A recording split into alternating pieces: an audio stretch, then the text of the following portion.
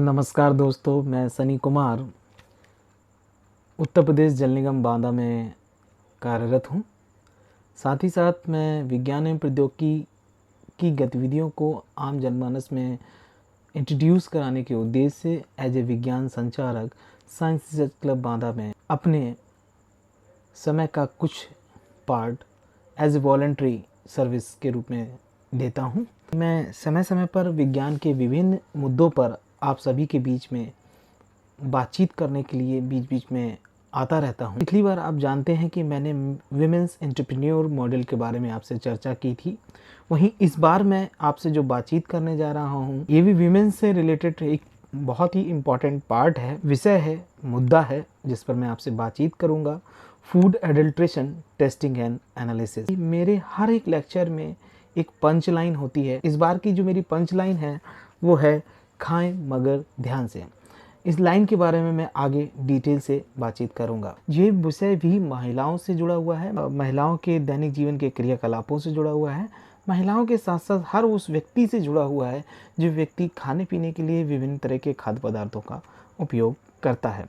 तो उम्मीद है कि आज की ये मेरी जो टॉक है आपको ज़रूर पसंद आएगी। इस वीडियो को अंत तक ज़रूर देखिएगा।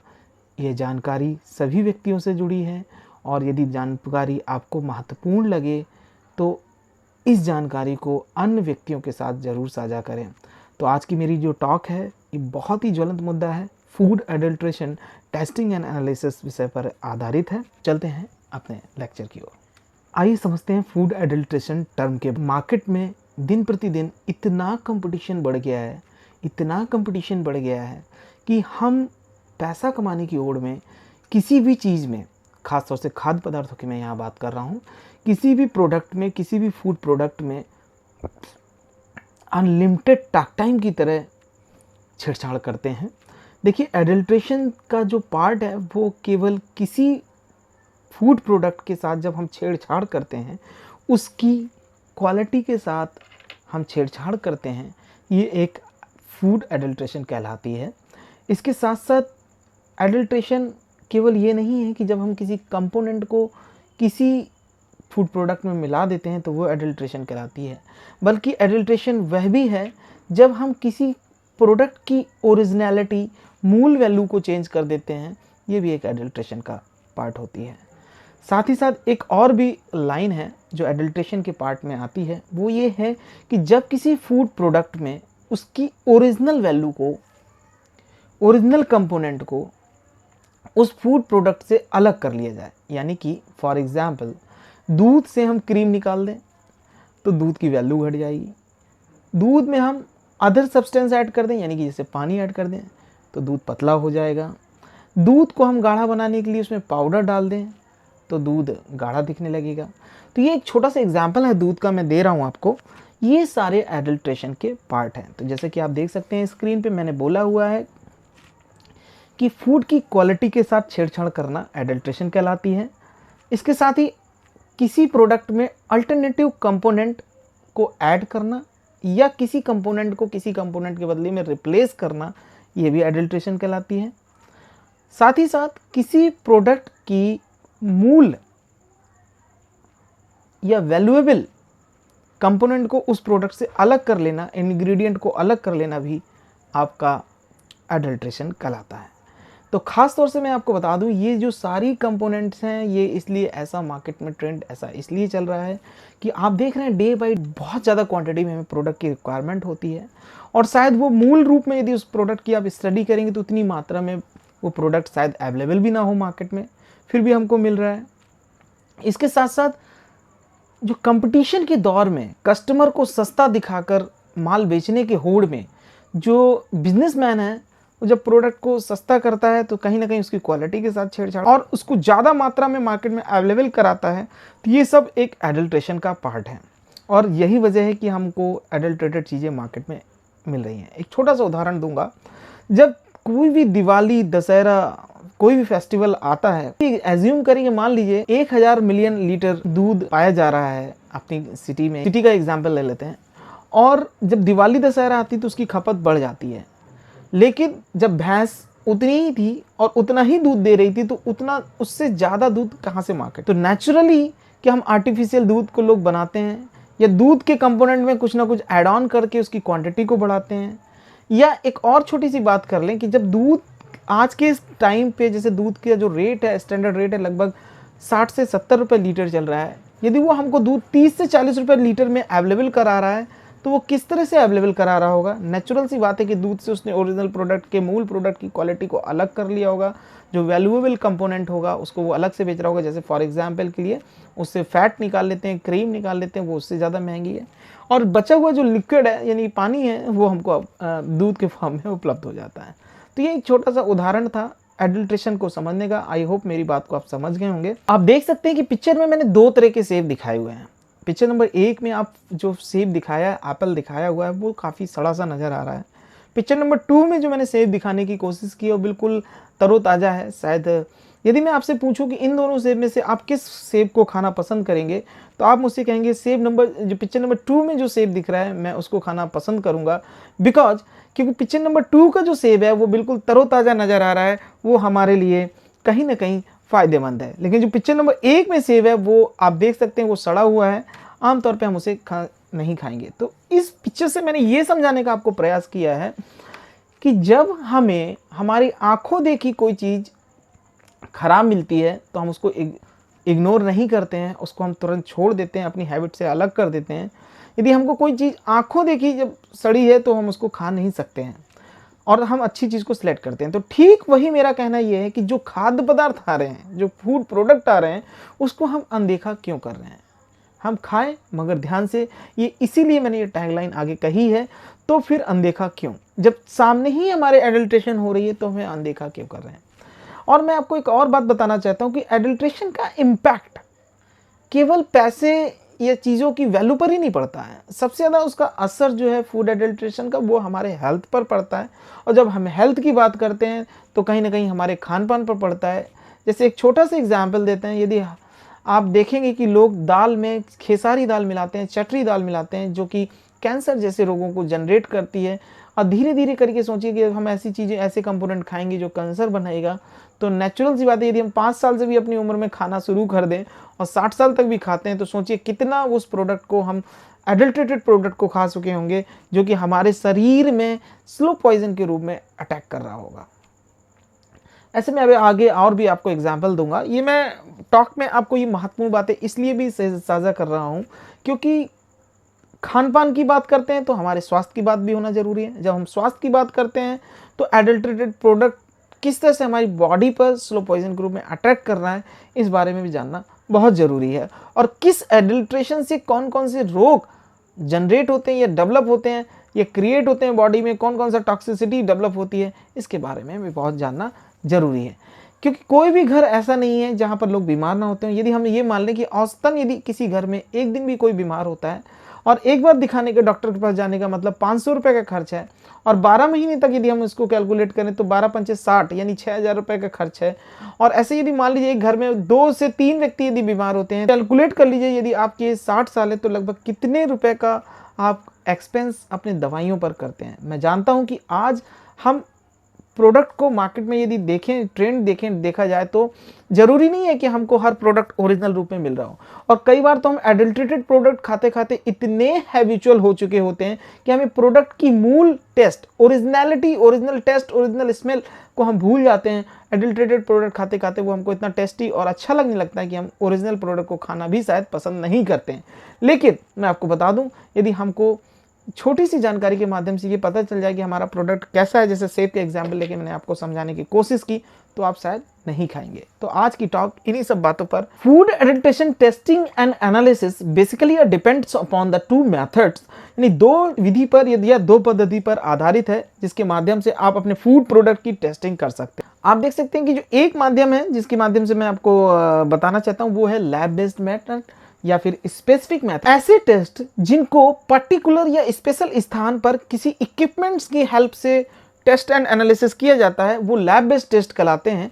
और लैब बेस्ड टेस्ट की माध्यम से आपको किसी प्रोडक्ट में किस मात्रा में कौन कौन से इंग्रेडिएंट मिले हुए हैं या कौन कौन से एडल्ट्रेटेड इंग्रेडिएंट मात्रा है एक्यूरेसी के साथ पता चलता है, वो आपका स्पेसिफिक या लैब बेस्ड टेस्ट कहलाते हैं।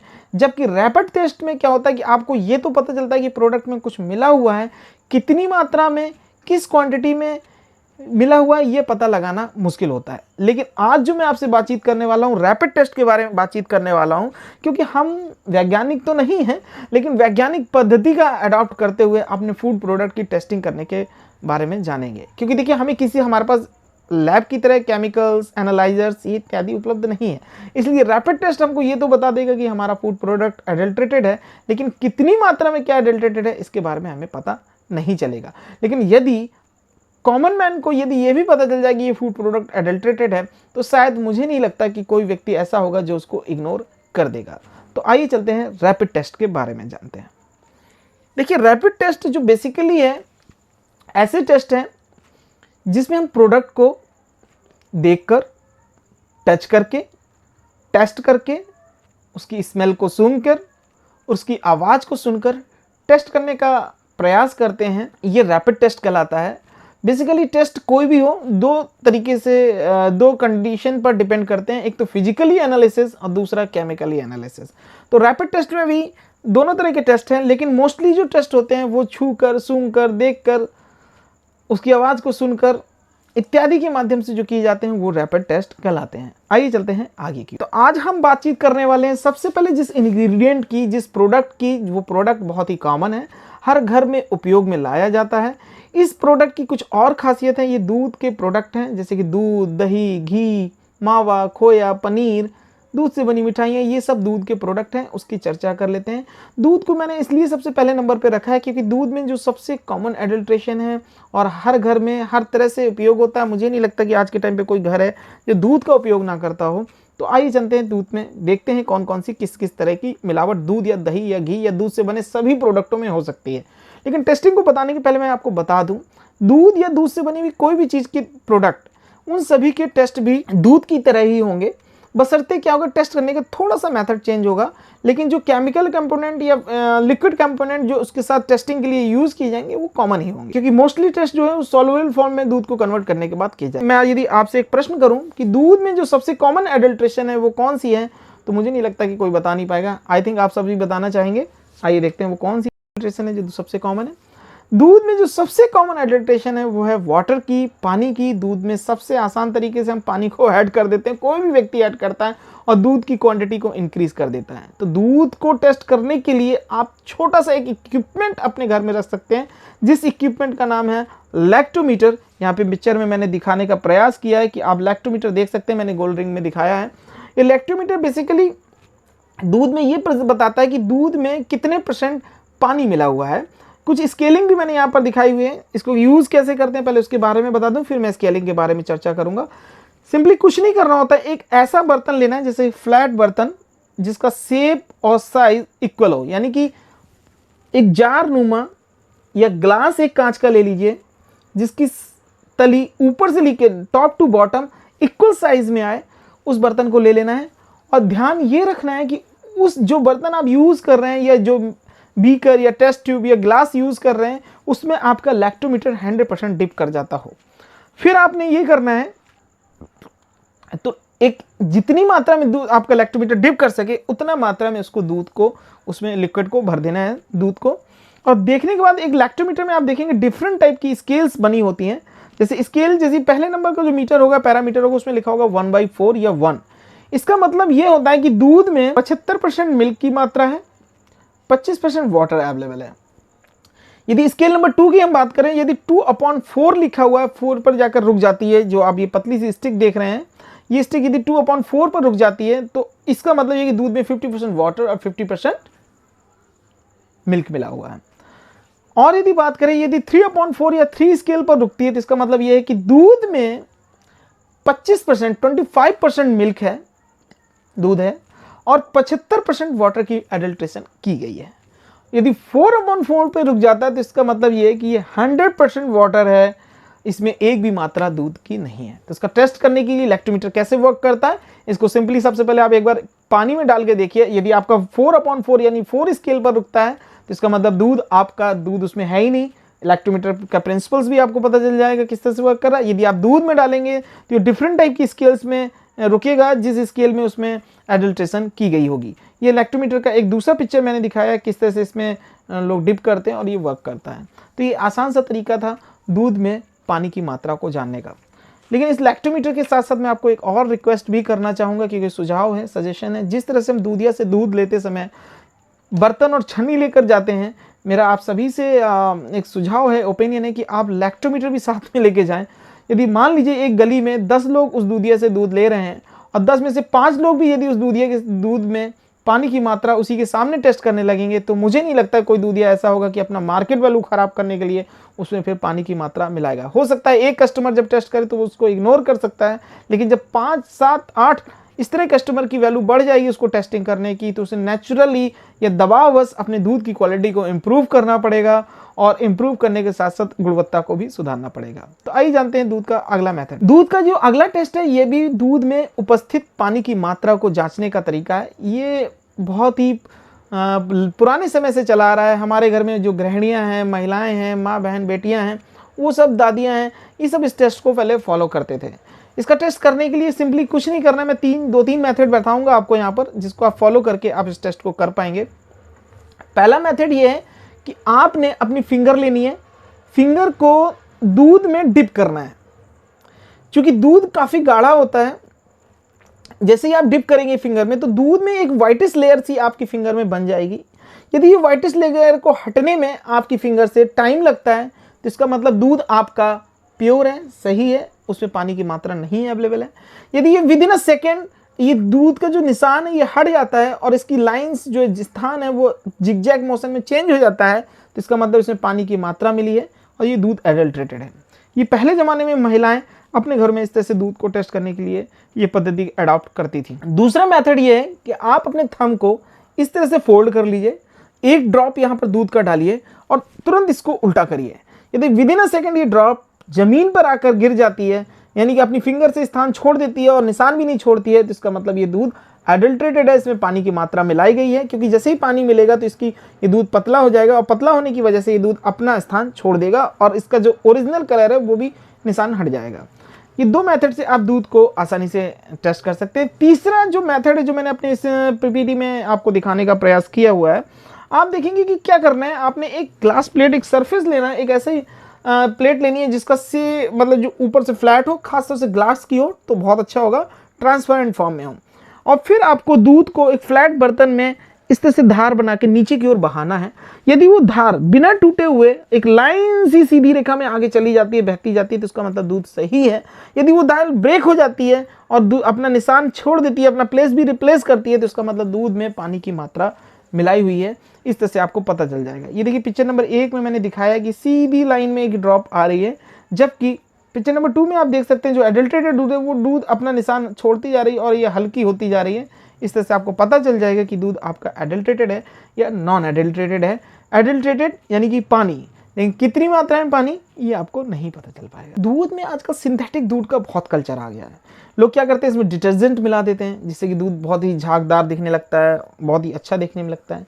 इसके साथ साथ एक और कल्चर आजकल प्रचलन में आ गया है, लोग क्या कहते हैं सिंथेटिक दूध तैयार करते हैं। सिंथेटिक दूध जो है बेसिकली शैम्पू और डिटर्जेंट की हेल्प से बनाया जाता है। इसको कुछ नहीं है, दूध को शैम्पू और डिटर्जेंट को इस लेवल तक मैश किया जाता है, इस लेवल तक उसको मथा जाता है कि वो एक वाइटिश फॉर्म में कन्वर्ट हो जाता है। जब वाइटिश फॉर्म में कन्वर्ट हो जाता है तो उसमें अमाउंट अपनी रिक्वायरमेंट के अकॉर्डिंग उसमें पानी मिलाकर और कुछ एसेंस डाल के दूध के हम इसको मार्केट में सेल करते हैं।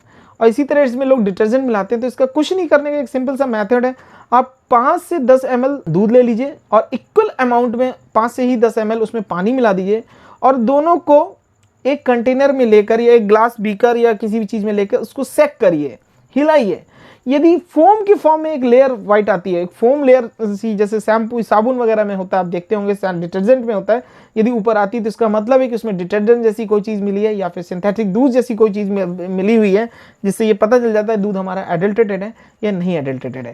ये दूसरे पिक्चर नंबर 2 में देखिए ये झाग के फॉर्म में ऊपर नजर आ रहा है, ये एडल्ट्रेटेड दूध का निशान है। जबकि पिक्चर नंबर 1 में देखेंगे किसी भी तरह की कोई लेयर ऊपर नजर नहीं आ रही, इससे हमको पता चल रहा है कि दूध हमारा एडल्ट्रेटेड नहीं है। अब हम बात कर लेते हैं दूध के साथ साथ दूध से बने कुछ और प्रोडक्ट के बारे में। दूध के बारे में भी बातचीत करेंगे। बेसिकली लोग क्या करते हैं कि जैसे दूध है तो दूध की जगह में लोग खोया, छेना, पनीर, ये भी दूध के ही जो प्रोडक्ट है इनको भी इसी तरह से टेस्ट कर सकते हैं। बस इसको आपको सॉल्यूशन फॉर्म में तैयार कन्वर्ट करना होगा। दूध में लोग क्या करते हैं, स्टार्च भी मिलाते हैं। स्टार्च यदि दूध में मिलाते हैं, लेकिन घी में यदि वही बात करेंगे तो उसमें लोग आलू मिला देते हैं, स्वीट पोटैटो मिला देते हैं। यदि पनीर और खोया में बात करेंगे, छेना में बात करें तो लोग पाउडर का उपयोग करते हैं। तो इसका टेस्ट करने का एक छोटा सा आसान सा तरीका है कि आपने कुछ नहीं करना है, दूध का सैंपल लेना है। दूध के सैंपल में 2 से 3 ml सैंपल ले लीजिए और उसमें आप क्या करिए, आयोडीन सॉल्यूशन का लगभग 5 ml उसमें मिलाइए। आयोडीन सॉल्यूशन हर मार्केट में केमिस्ट के यहाँ पर या लैब में या डिफरेंट प्लेसेस में मिल जाता है, क्योंकि दवा के रूप में उपयोग होता है।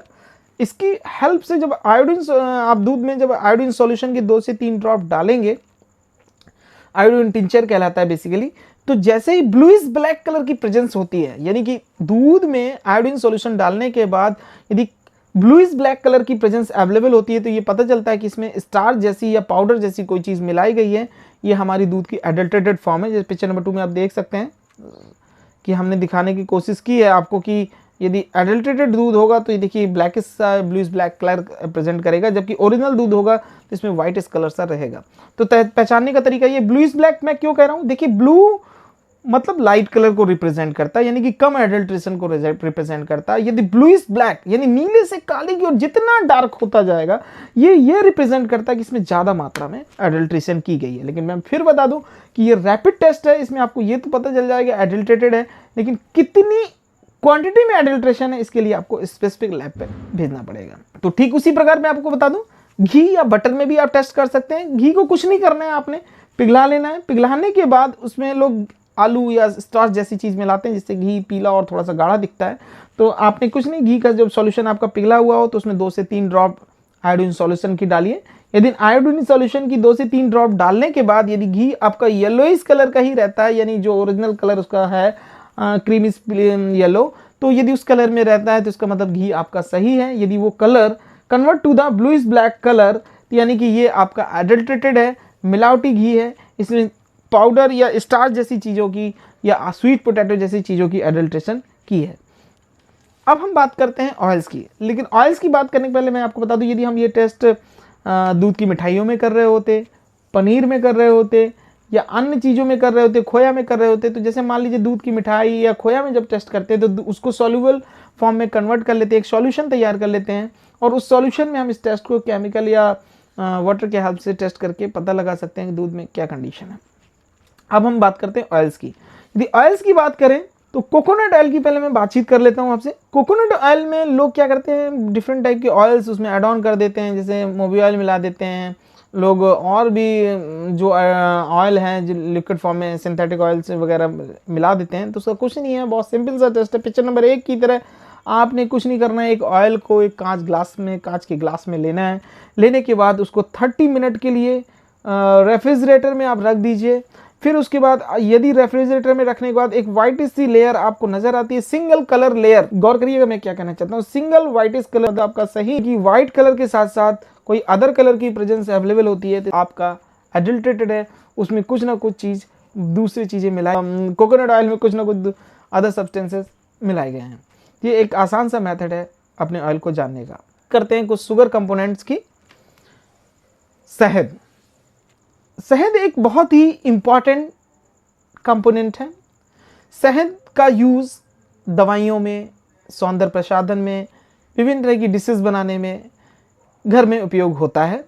शहद आमतौर पर इतनी भारी मात्रा में अवेलेबल नहीं है जितनी भारी मात्रा में हमको मार्केट में मिलता है। तो कारण कहीं ना कहीं उस शहद के साथ छेड़छाड़ किया जा रहा है। शहद में लोग क्या करते हैं, चाशनी यानी शक्कर और पानी का एक तरह से सॉल्यूशन, गाढ़ा सॉल्यूशन तैयार कर शहद में मिला देते हैं, जो कि आमतौर पे देखने में नहीं समझ में आता है। उस सॉल्यूशन को शहद की क्वांटिटी बढ़ जाती है। तो इसको 2 मेथड से मैं आपके सामने टेस्ट इसका बताने का प्रयास करूंगा। देखिए, जो शहद में चाशनी मिलाई गई है, यानी ग्लूकोज और सुक्रोज के जो फैक्टर्स होते हैं उसमें, इसका टेस्ट करने के लिए सिंपली आपको एक कांच का गिलास लेना है। कांच के गिलास में आधा गिलास पानी भर देना है। जब आप उसमें पानी भर देंगे तो आपको शहद को धार बनाकर, धार समझिए, धार बनाकर कंटिन्यूटी में पानी में डालना है। डालने के बाद आपको देखना है कि यदि विद इन अ सेकेंड शहद पानी में डिजोल्व होती नजर आती है, घुलती हुई नजर आती है, धुआं की तरह से नजर आते हैं, तो इसका मतलब शहद में चाशनी मिलाई गई है। क्योंकि चाशनी चीनी और पानी का एक सॉल्यूशन है जो कि पानी के संपर्क में आते ही तुरंत चीनी उसमें डिजोल्व होने लगती है और वो धुएं के फॉर्म में या फिर विद इन अ सेकेंड घुलती हुई नजर आएगी। तो इसका मतलब है कि उसमें चाशनी की मिलावट की गई है। और जो नीचे यदि ओरिजिनल शहद होगी, आप नीचे देखेंगे वो एक लच्छे के रूप में नीचे जाके तली पे जाके सेटल हो जाएगी और हल्के से हाथों से आप ग्लास को सेक करेंगे तो लच्छा पूरा मूवमेंट करेगा। यदि चाशनी होगी तो पूरा पिक्चर नंबर 2 की तरह आप देखेंगे वो इस तरह से घुल जाएगी और उसका लच्छा भी डिजोल्व हो जाएगा। इससे आपको पता चल जाएगा कि शहद जो है ओरिजिनल है या नहीं।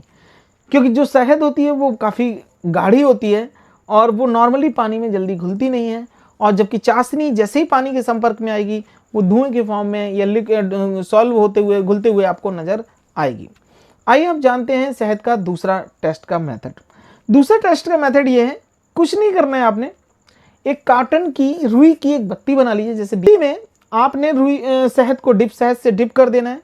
शहद से डिप करने के बाद उसको माचिस या लाइटर से जलाइए। यदि उसमें चाशनी मिली होगी और जैसे ही वो आग के संपर्क में आएगी तो बुदबुदाहट की आवाज़ चिट चिट चिट का साउंड क्रिएट करेगी और वो जलेगी नहीं, क्योंकि चीनी और पानी होने की वजह से आग के संपर्क के अंदर चिटचिटाहट का साउंड आता है और वो जलती नहीं है। और यदि ओरिजिनल शहद होगी तो किसी भी तरह का साउंड क्रिएट नहीं होगा और वो प्रॉपर वे में जल जाएगी। तो ये एक आसान सा तरीका है हम शहद को पहचानने का। तो ये मैंने आपको 2 मेथड्स बताए जिसको कोई भी व्यक्ति बिना किसी केमिकल के आसान तरीके से घर में टेस्ट करके पता लगा सकता है ये ओरिजिनल है या डुप्लीकेट। अब हम बात करते हैं शुगर की, शुगर पीठी की, शक्कर से बनी हुई कोई भी अन्य चीज़ों के बारे में। देखिए जो शक्कर होती है ना, शक्कर यानी शुगर जिसको हम कहते हैं, चीनी कहते हैं, इसमें लोग चाक पाउडर मिला देते हैं, कैल्शियम के कंपोनेंट का सिंपल सा टेस्ट है। जैसे आपने अभी शहद के साथ टेस्ट किया वैसे ही आपको ये टेस्ट चीनी के साथ भी करना है। चीनी का टेस्ट करने के लिए आपने ग्लास लेना है, ग्लास में चीनी की मात्रा लगभग 10 ग्राम सैंपल को डाल दीजिए, उसको डिज़ोल्व करिए। क्योंकि चीनी पानी में डिज़ोल्वेबल है, सॉल्वेबल है, मतलब घुलनशील है। जैसे ही पानी के संपर्क में आएगी वो डिज़ोल्व हो जाएगी।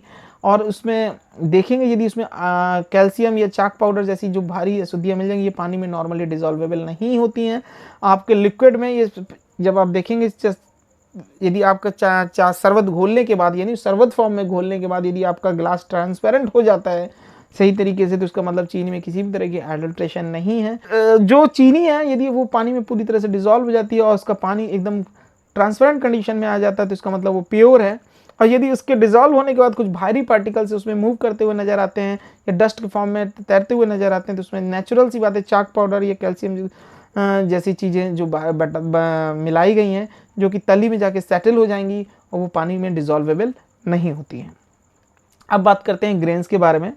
देखिए लोग ग्रेन्स में क्या करते हैं, गेहूं की बात कर लीजिए, ये जो और भी जो फूड ग्रेन्स है उनकी बात कर लीजिए, लोग इसमें डस्ट मिला देते हैं, पेपल्स मिला देते हैं, स्टोन मिला देते हैं, स्ट्रॉज मिला देते हैं, वीट सीड्स मिला देते हैं और डैमेज ग्रेन मिला देते हैं। ऐसी बहुत सारी चीज़ें इसमें मिलाते हैं। तो कुछ नहीं है, सिंपली टेक, आपको बहुत ही आसान सा तरीका है, एक ग्लास प्लेट ले लीजिए, ग्लास प्लेट में सैंपल को डालिए। यदि आपकी आँख प्रॉपर काम करती है तो कोई दिक्कत नहीं, यदि आँख में थोड़ा सा दिक्कत है तो आप मैग्नीफाइंग लेंस ले लीजिए, उसकी सहायता से आप उसको विजुअल एनालिसिस करिए, देखकर एनालिसिस करिए। यदि उसमें दूसरे कलर के, ओरिजिनल कलर के, ब्लैकिश कलर के, डार्किश कलर के या पत्थर के फॉर्म में कोई पार्टिकल मिलते हैं तो वो नेचुरल सी बात है, एडल्ट्रेटेड है। यदि उसमें प्रॉपर ओरिजिनल कलर के कंपोनेंट मिलते हैं यानी कि येलोइश, जैसे गेहूं की बात करें तो गेहूं की तरह ही मिलेंगे, तो वो एडल्ट्रेटेड नहीं है। इसी प्रकार लोग क्या करते हैं, फंगस कंटेन आ जाते हैं, सिंथेटिक सब्सटेंस आ जाते हैं फंगस। तो इतना कुछ नहीं है टेस्ट करने का, सिंपल सा ग्रेन्स को लीजिए, ग्रेन्स में क्या करिए, जैसे 100 ml वाटर लीजिए, 100 ml वाटर में 20% सॉल्ट सॉल्यूशन डाल दीजिए, नमक का पानी डाल दीजिए और उसको अच्छे से सेक कर लीजिए। फिर उसके बाद उसमें जो भी आपका ग्रेन्स के सैंपल्स है उसको डालिए। यदि डार्क कलर किस तरह से पार्टिकल आपको नज़र आते हैं तो इसमें समझ लीजिए कि फंगस जैसी चीज़ें उसमें मिली हुई हैं। और जबकि यदि ओरिजिनल कलर से चीज़ें रहते हैं, कोई कंपोनेंट में कोई कलर रिमूविंग नहीं होती है या कोई भी कलर अलग अदर कलर का सब्सटेंसेस नहीं दिखता है, तो इसका मतलब है कि वो आपका जो ग्रेन है वो सही है, उसमें कोई भी तरह की एडल्ट्रेशन नहीं की गई है। यदि पर्पल ब्लैक लॉन्गर साइज के ग्रेन या की प्रेजेंस होगी तो वो अलग ही आपको नज़र आएंगे। अब बात करते हैं दाल की। तो लोग क्या करते हैं, फूड ग्रेन्स ही कह लीजिए, दाल कहना केवल उपयुक्त नहीं होगा। फूड ग्रेन्स में लोग धतूरे के बीज मिला देते हैं। धतूरे का बीज भी जैसे खास तौर से उन दालों में बहुत मिलाया जाता है, जैसे कि उड़द दाल हो गई, मूंग दाल हो गई, जो डार्क कलर की दाल होती हैं।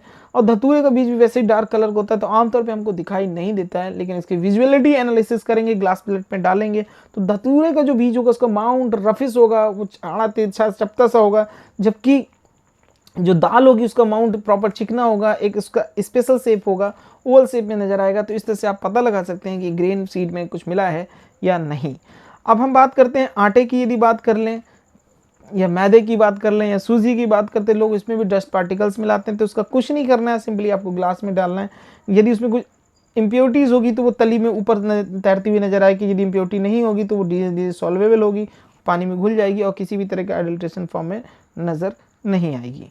इसी तरह लोग क्या करते हैं, अरहर दाल में खेसारी दाल या चटरी की दाल मिला देते हैं। चटरी का टेस्ट करने के लिए कुछ नहीं है, सिंपली आपको फिजिकल एनालिसिस के बारे में थोड़ा सा जानकारी होनी चाहिए। जैसे कि दाल में आप देखेंगे, जो दाल होती है ना, अरहर दाल होती है, चना दाल होती है, इसका जो माउंट होता है प्रॉपर कर्व किया होता है, चिकना सा दिखाई देगा, एक ओवल शेप में नजर आएगा।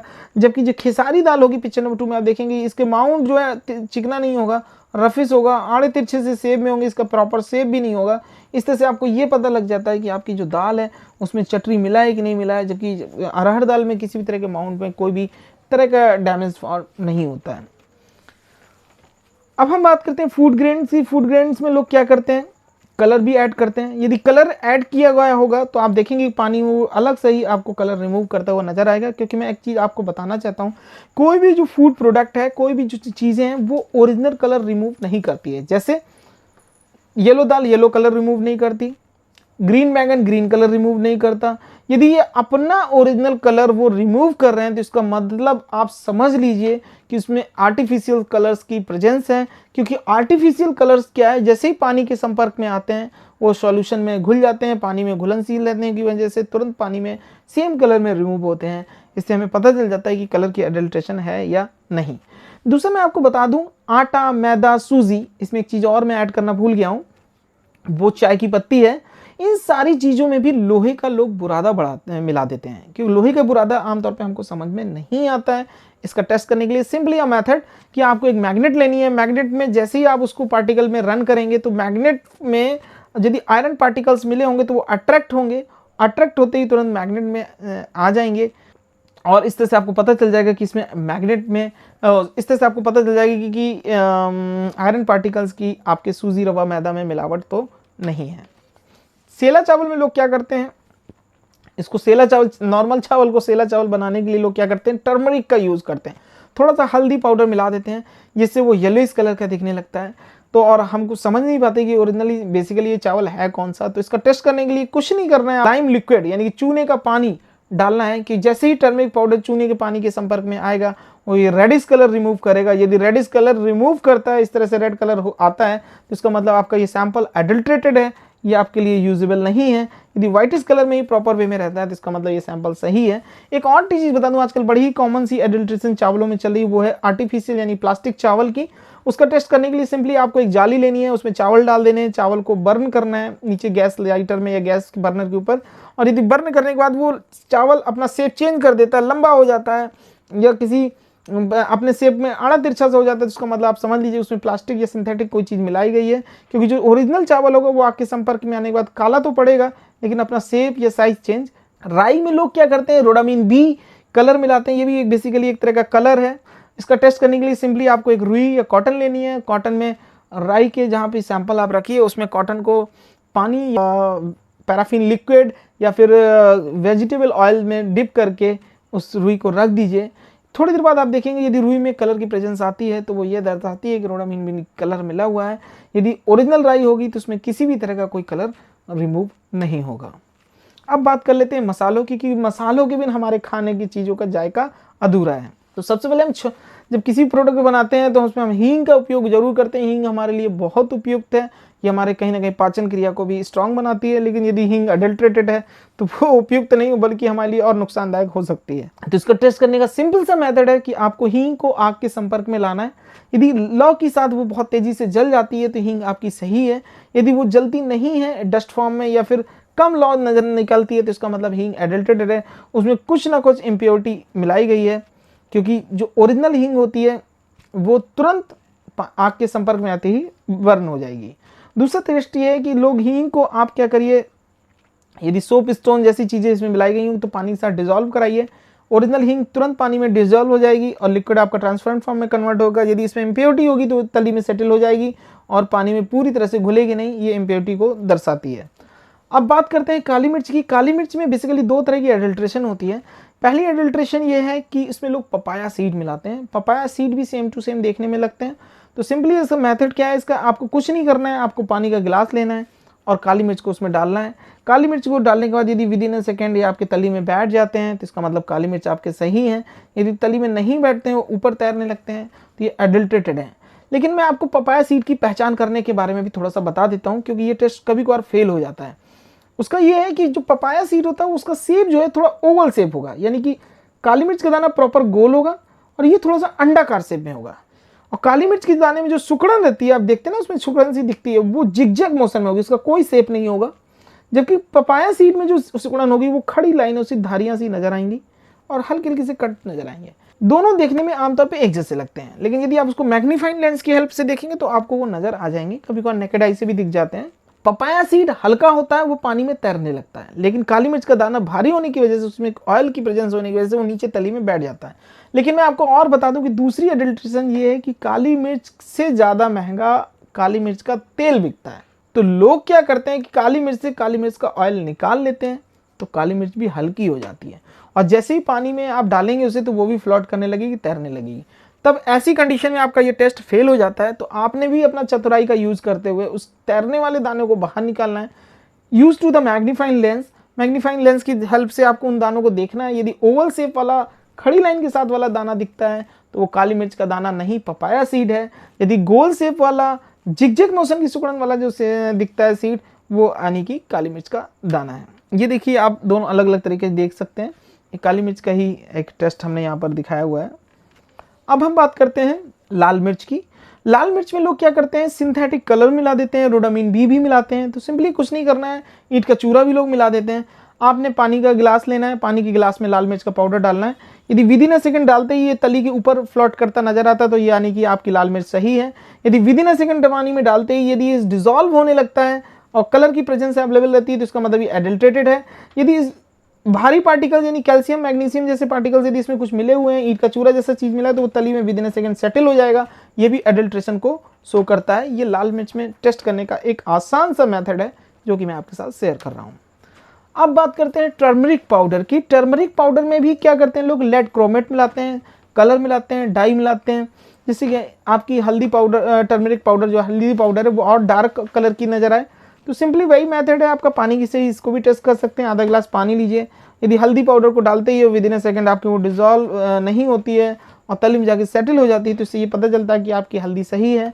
यदि वो पानी में कलर रिमूव करती है येलोइश कलर सा, इसका मतलब वो एडल्ट्रेटेड है, उसमें लेड क्रोमेट या कलर जैसी प्रेजेंस अवेलेबल है।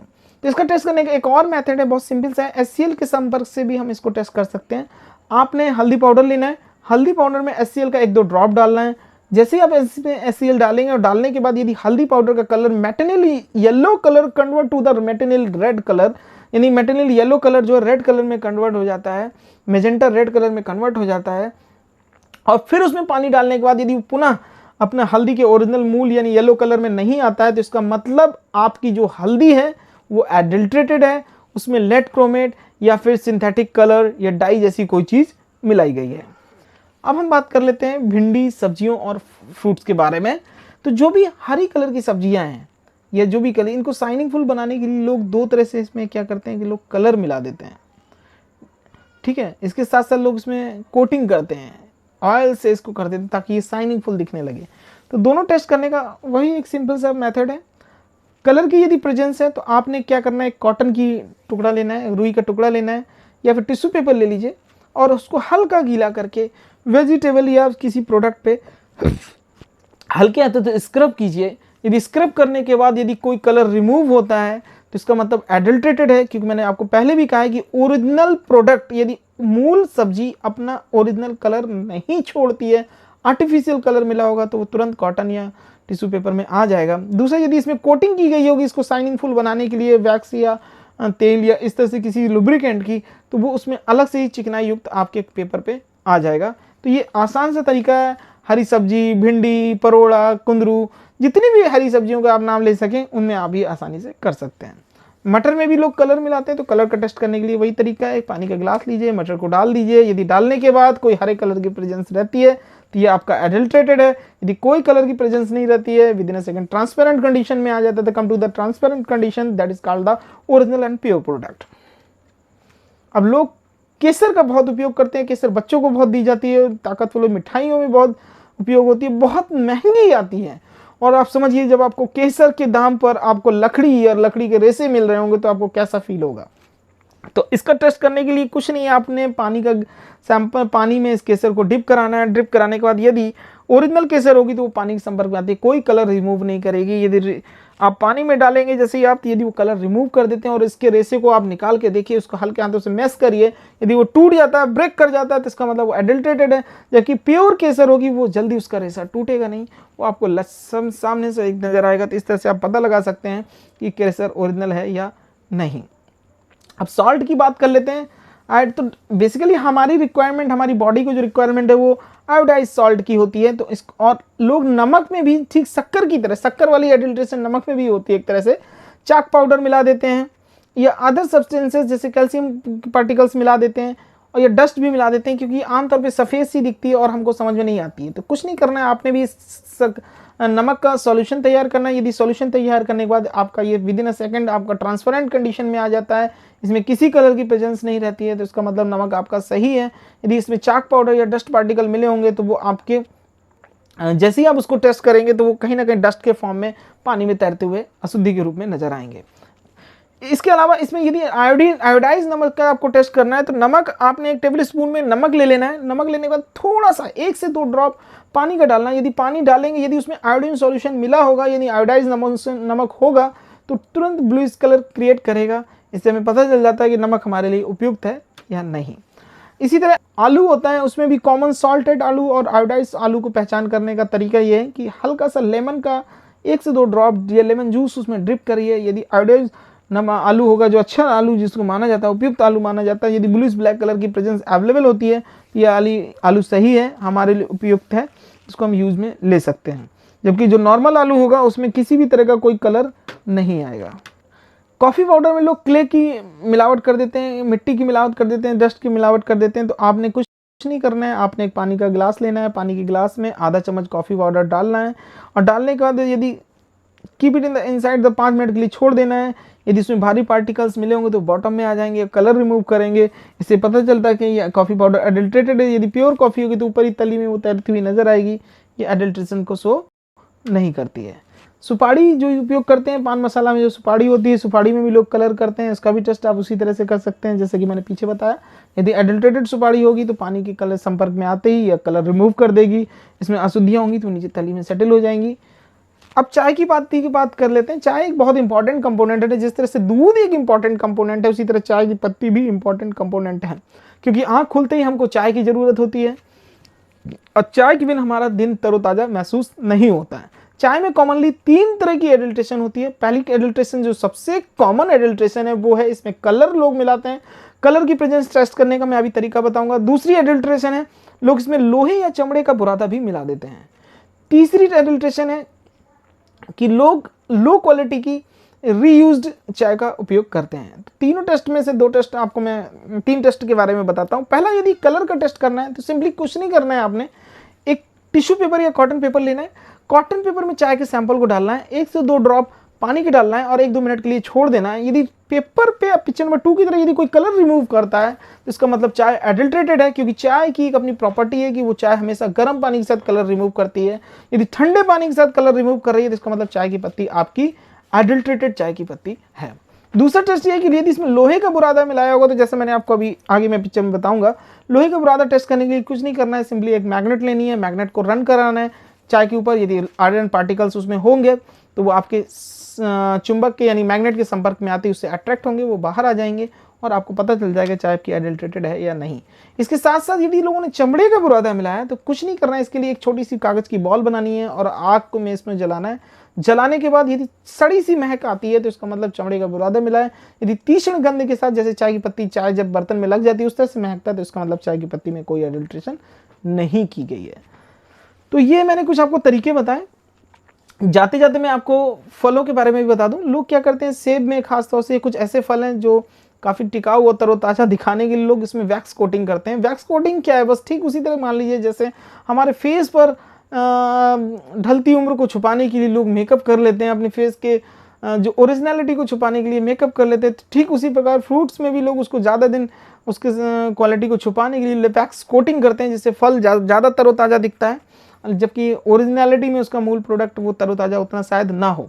तो इसका टेस्ट करने के लिए कुछ नहीं करना है, आपने चाकू लेनी है, चाकू के साथ हल्के हाथों से स्क्रब करना है। स्क्रब करने के बाद आप देखेंगे यदि वैक्स कोटिंग की गई होगी तो वो आप में अलग से एक सफ़ेद लेयर सी उसमें नज़र आएगी। यदि वैक्स कोटिंग नहीं की गई होगी तो किसी भी तरह की को लेयर आपकी सेब से रिमूव नहीं हो। स्वीट पोटैटो में भी लोग कलर की प्रेजेंस टेस्ट करते हैं, इसमें रोडामिन बी कलर मिलाते हैं, तो रुई के साथ आप स्क्रब करिए, यदि कलर की प्रेजेंस होगी तो वो आपके रुई में आ जाएगा, यदि नहीं होगा तो वो सामने नहीं आएगा। कॉफ़ी का एक और टेस्ट है, लोग इसमें चकोरी पाउडर भी मिलाते हैं। तो चकोरी पाउडर क्या होता है कि कुछ नहीं करना है। चकोरी पाउडर, यदि मैंने आपको पहले ही बताया कि कॉफ़ी जो होती है वो तली में ऊपर लेयर पे तैरती रहती है, जैसे पिक्चर नंबर 1 में हमने दिखाया है, जबकि चकोरी पाउडर क्या है कि अपना एक कॉफ़ी कलर सा यानी कि ब्राउनिश कलर सा रिमूव करता है और पानी में सेटल हो जाता है। इससे पता चल जाता है कि आपकी कॉफ़ी एडल्ट्रेटेड है या सही है। Thank you so much. मैंने ये कुछ प्रोडक्ट के बारे में आज अपना अनुभव साझा किया। आई होप कि ये आपको डिटेल जो मैंने आपके साथ साझा की है ये आपको पसंद आएगी। ये डॉक्यूमेंट सोर्स जो है, जो बेसिकली ये डॉक्यूमेंट मैंने आपको साथ शेयर किया है, ये FSSAI का डॉक्यूमेंट है, food safety and standard authority of India, government of India द्वारा तैयार किया गया है। मैंने सिर्फ इस डॉक्यूमेंट को अपने लैंग्वेज में अपने तरीके से आपके सामने रिप्रेजेंट करने का प्रयास किया है। इसमें जो भी टेस्ट बताए हैं मैंने, ये गवर्नमेंट के मानक के अनुसार है। आम आदमी के लिए ये मैनुअल बनाया गया है जिससे आम आदमी भी अपने चीज़ों को घर में टेस्ट कर सके, पहचान सके, उसकी गुणवत्ता को पहचान सके। और जो मैंने आपको बताया था ना, जो मेरी टैगलाइन है, फाइनली जाते जाते यही कहना चाहूँगा, खाएं मगर ध्यान से। और बहुत बहुत शुक्रिया दर्शकों का जिन्होंने मेरी टॉक को सुना। और मैं उम्मीद करता हूं कि ये जानकारी जो मेरे द्वारा दी गई है या जो मेरे द्वारा अपना अनुभव आपके साथ साझा किया गया है, कहीं ना कहीं आम आदमी के जीवन में उपयोगी होगा, कारगर साबित होगा। और उम्मीद करता हूं कि आप हमसे इसी तरह जुड़े रहेंगे। तब तक के लिए अलविदा, नमस्कार, शुभ रात्रि। मिलते हैं अगली टॉक में, अगले साइंटिफिक मेथड के साथ, अगले ज्वलंत मुद्दे पर बातचीत करेंगे। तब तक के लिए धन्यवाद। जय हिंद, जय भारत।